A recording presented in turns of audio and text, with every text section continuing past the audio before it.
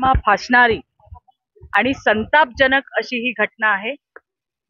यामध्ये सगळ्यात आधी मी तुम्हाला हे सांगते की या हरामखोर नराधमाला फाशीचं होणार आणि फाशीचं होणार।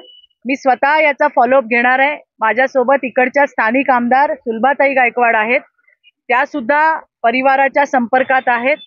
आमचे अध्यक्ष या ठिकाणी नाना सूर्यवंशी आणि संपूर्ण भाजपाची टीम इथे आहे। नाही तर एक व्यक्ती म्हणून आम्ही सगळेजण त्या परिवाराच्या सोबत आहोत। आम्ही सगळेजण मिळून स्वतः त्याचा फॉलोअप घेणार आहोत आणि त्यासाठी या ठिकाणी आज मी कल्याणला आली आहे। त्या परिवाराची आम्ही भेट घेतली गेल्या 4 दिवसांपासून। मला वाटतं बरेच याच्यामध्ये आमच्या स्थानिक आमदार आणि सगळी टीम ही त्यांच्या संपर्कात होती। पोलिसांकडनं सुद्धा माहिती घेतली आहे। अशा नराधमांना शक्य असतं तर चौरंगा केला असता, पण चौरंगा करणं शक्य नाही। त्याच्यामुळे संविधानाच्या माध्यमातून असल्या हरामखोरांचा करेक्ट कार्यक्रम त्या ठिकाणी आम्ही करणार आहोत, हे मला तुम्हाला या ठिकाणी सांगायचंय।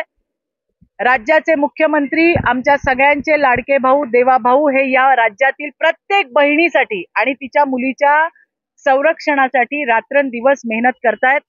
ते सुद्धा या घटनेवरती लक्ष ठेवून आहेत। संबंधित पोलिसांना त्यांनी सूचना दिलेल्या आहेत आणि म्हणून मला पूर्ण विश्वास आहे की असल्या नराधमांच्या फक्त मुसक्या आवळल्या जाणार नाही, तर असल्या हरामखोरांना फाशीचं होणार, हे तुम्हाला मला या ठिकाणी सांगायचंय। असे विकृत लांडगे समाजामध्ये फिरताना आपल्याला दिसतायत, त्यांना ठेचून काढायची जबाबदारी ही आमच्या सगळ्यांची आहे। आम्ही संपूर्णपणे परिवाराच्या सोबत आहोत। सरकार परिवाराच्या सोबत आहे, पोलीस परिवाराच्या सोबत आहेत। असल्या घटनांची पुनरावृत्ती होऊ नये त्यामुळे आम्ही सगळेजण काम करतच आहोत। मला तिथे भेटलेल्या महिलांनाही मी सांगितलंय की तुम्हाला काही संशयास्पद त्या ठिकाणी आठवलं, दिसलं, कोणी नवीन आलेलं दिसलं, काही वेगळ्या नजरेची लोक दिसली, तात्काळ 112 वर फोन करून पोलिसांना इन्फॉर्म करा। शेवटी आपल्यालाही त्यांना मदत करायची आहे। त्यांच्या माध्यमातून ही गुन्हेगारी आपल्याला मोडीत काढायची आहे। या सगळ्या लांडग्यांना ठेचून काढायचं काम हे येणाऱ्या दिवसामध्ये निश्चित होईल।